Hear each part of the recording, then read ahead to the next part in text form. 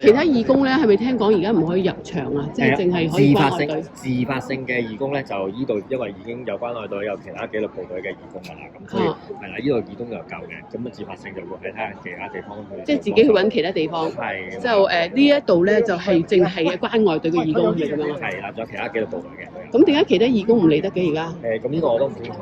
喺邊度發落嚟嘅命令啊？民政處嘅。民政處。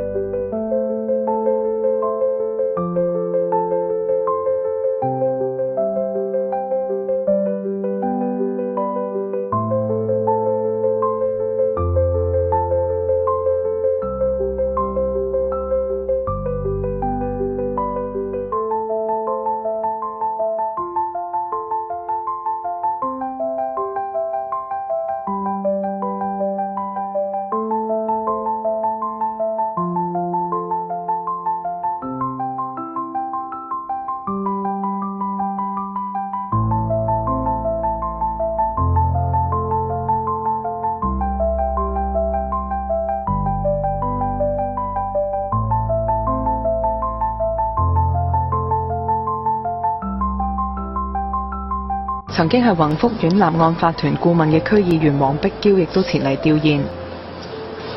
你都話自己冇參與過維護公平嘅，你之前係咪法團顧問啊？唔該。你之前唔係法團？唔該。你啱開。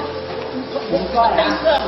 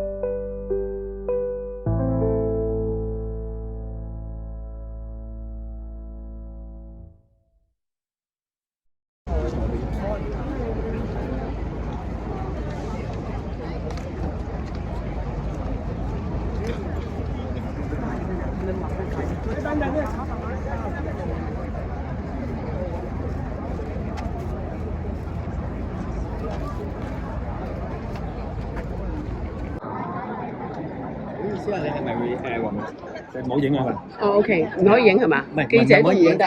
記者嘅話就咧，就記者就唔可以入去。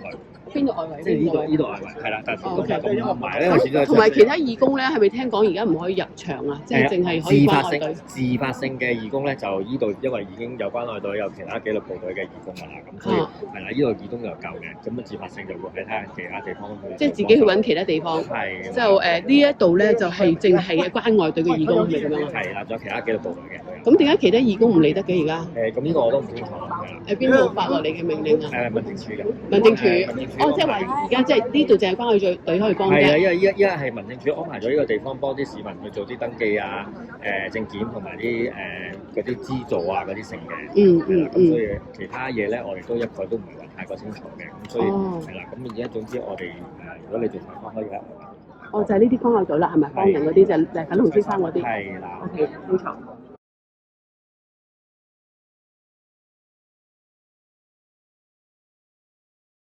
其他人入去就係幫手，就係儲物資，即係處理義務性嘅物資咯，就係全部自發性嘅咯。明白。咁後來幾時唔可以再入去佢哋呢班人，即係嗰班義工？晚我記憶中就係應該尋晚12點嚟，佢就限制咗我哋入去咯。咁佢話咩原因咧？佢要收翻地方，即係我其實有可能係再早少少，即係類似佢已經限制唔俾我哋咁啦入去。咁你覺得點睇咧？佢哋咁樣唔俾義工入去？咁我只係講句就係，我哋借用佢地方咁，佢有權決定嘅嘢，咁我哋只可以盡量順從。關愛隊接手就唔俾其他義工入，你點睇啊？呢件事？你覺得啱唔啱？嗱，冇話對錯，但係咁佢哋要行呢個措施嘅時候，咪我哋做翻相應嘅嘢咯。只係咁講。點樣相應嘅嘢？我哋咪揾其他地方處理我哋嘅嘢咯，所以先會變咗就係尋晚我哋會係搬咗上平台，跟住之後就係佢哋兩方面同我哋再協商，係跟住係大概點要去處理晒啲物資啊，咁我哋咪大家配合翻去處理啲物資，所以就我哋今朝就係將所有嘢就係圍晒車，跟住就去晒倉度先啦，就會再安排人係處理翻啲嘢，跟住就係俾翻啲災民使用。明白。咁即係話今朝你哋將所有物資攞翻晒去倉嗰度，即係明明可以派俾居民嘅，但係你就冇辦法啦，唯有要搬走啦。因為我哋要統一處理好晒啲嘢，跟住就係即係原本個預係有可能有機會係災民要嚟攞嘢咧，咁我哋就會喺呢度俾佢。咁到依家安排到災民去住屋咧，咁我哋就會係統一係擺翻去倉，然之後就係睇翻係各嘅災民需要啲乜嘢，我哋就係分配翻俾佢哋。半夜突然間收到通知話佢哋接管嘅啫喎。可以咁講，就我收到嘅消息就係。明白。邊度通知你哋啊？門口民安隊定係邊個通知？你可以話係守住門口嘅人咯。開咗個新嘅幫助嘅服務，就係幫佢哋揾過渡性房屋。我哋自發性去處理嘅，個別我哋自己民間組織啦，你當係各自己係自發性係去一齊去處理件事咯，冇組織。即係幾個朋友幫手。應該話係全港想幫嘅人就自己自發性去組織嘅。關愛隊就係做災民登記同埋攞補助金喺裏面做兩樣嘢。咁其他嘢就你哋就打散咗啲民間嘅幫助，咁感到無奈啊！只可以，因為始終都係佢哋話事嘅，咁我哋就盡量跟到就跟，跟住我哋自己因應唔同情況處理唔同嘅嘢咯。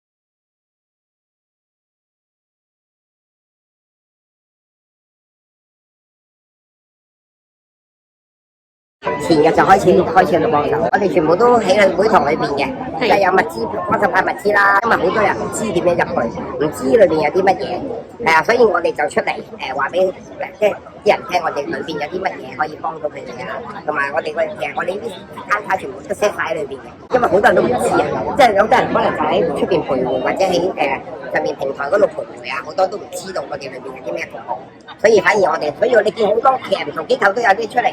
嗰啲資助啊，嗰啲都會出嚟同佢哋講嘅，因為好多人都唔知發生緊咩事，因為其實個兩個房已經推出咗2日3日嘅啦已經，咁但係好多人都唔知原來有呢樣嘢，所以我哋都出嚟去幫下手同其他人講話，我哋而家有啲個病房同埋啲物資喺出邊都可以攞咁樣。咁後來點解而家有關愛隊入嘅？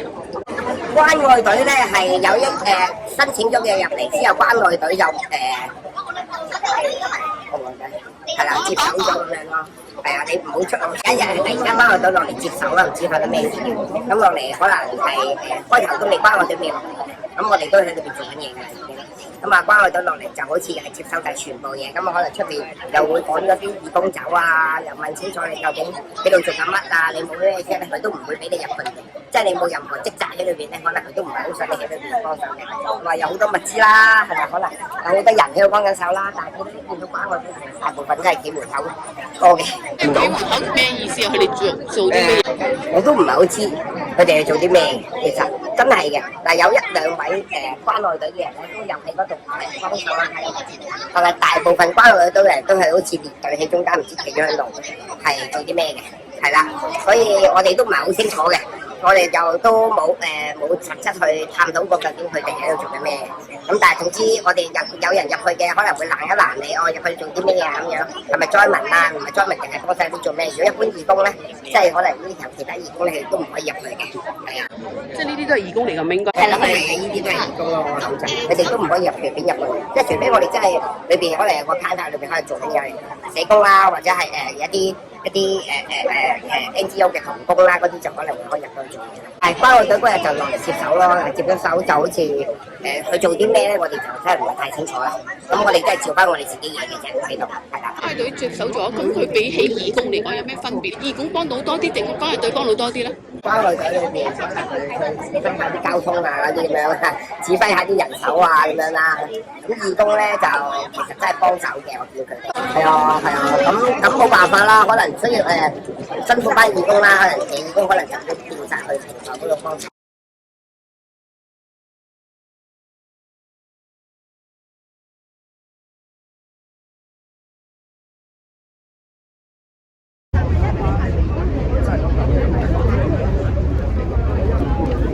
請問下你哋咪關愛隊啊？係啊係啊。喺邊個區啊？我係中西區㗎，應該係換即係更替係咪啊？係啊，更替。哦，即係人手方面幫手。係啊係啊。哦 OK。喂。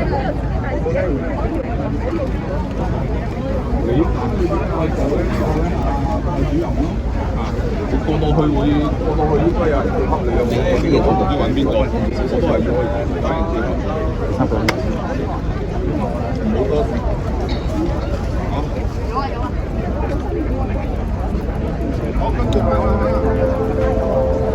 我哪都行唔到。